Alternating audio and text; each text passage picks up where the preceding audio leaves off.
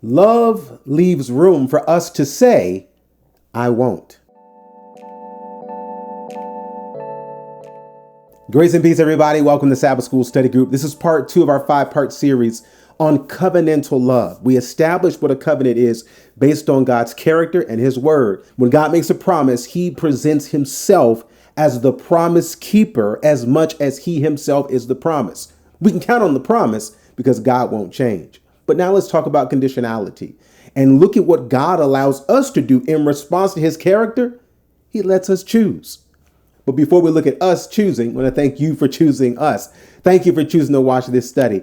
Please subscribe to the channel. By all means, hit the like button and pass this on to someone else. And we'd also want to invite you over to the website. That's at changeministry.org. You're going to see this study and many, many more. And then beyond that, we'd love to come in person to where you are, to your place to bring change, whether it's your church or school or a group. Reach out to us. Our email address is contact@changeministry.org. Love leaving room. Is there space or opportunity for us to opt out of God's love? Absolutely. Just as certain as we can ensure that God is there calling, we have the opportunity to receive or reject that call. We see the rejection of the call, for example, where it says all their wickedness is in Gilgal.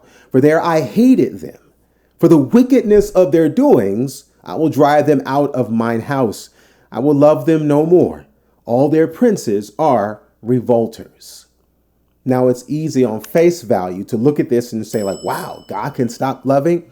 Well, that's not really what's happening here, because notice how they are identified.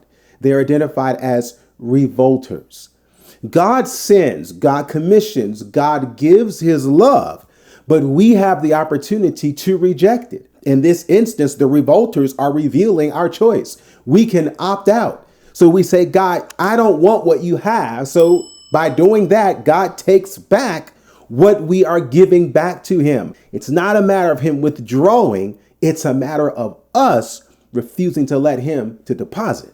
In Jeremiah chapter 5, verse 5, it said this way, I will get me into the great men and will speak unto them, for they have known the way of the Lord. Now he's talking about those who were in relationship to him, and he talks about the judgment of their God. But what was their response? These who have known the way of the Lord, they have altogether broken the yoke and burst the bonds. They've broken the bond of relationship. They have violated the connection or the yoke of covenant. They've opted out of the contract. We can choose to say, no way.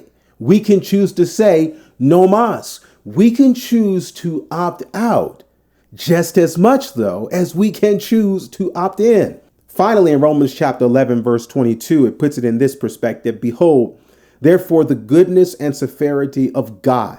Now, notice the colon here. It's going to expand on this thought. On them which fell, that goodness becomes severity. But toward thee, that goodness is still goodness. If thou continue in his goodness, otherwise thou shalt be cut off. Do you see the option for otherwise? Or do you see the opportunity for the otherwise? The opportunity to continue in what he has given. But not only that, what God gives can actually become severity. The goodness becomes, if you will, badness. Not because it's badness, because remember, it went on to say that those who receive it, that goodness is still goodness. But to those who reject it, what's actually happening is we're stepping out and away from the goodness. The only thing that's left is the bad. It's like being in the light. You can stay in the light, or you can step out of the light. But what are you doing when you step out of the light? You're stepping into darkness. Brothers and sisters, we've got the flexibility to step. We can choose to lean in or to lean out of God's grace. But the giving of that grace, unconditional. But our reception, it is conditional on our choice.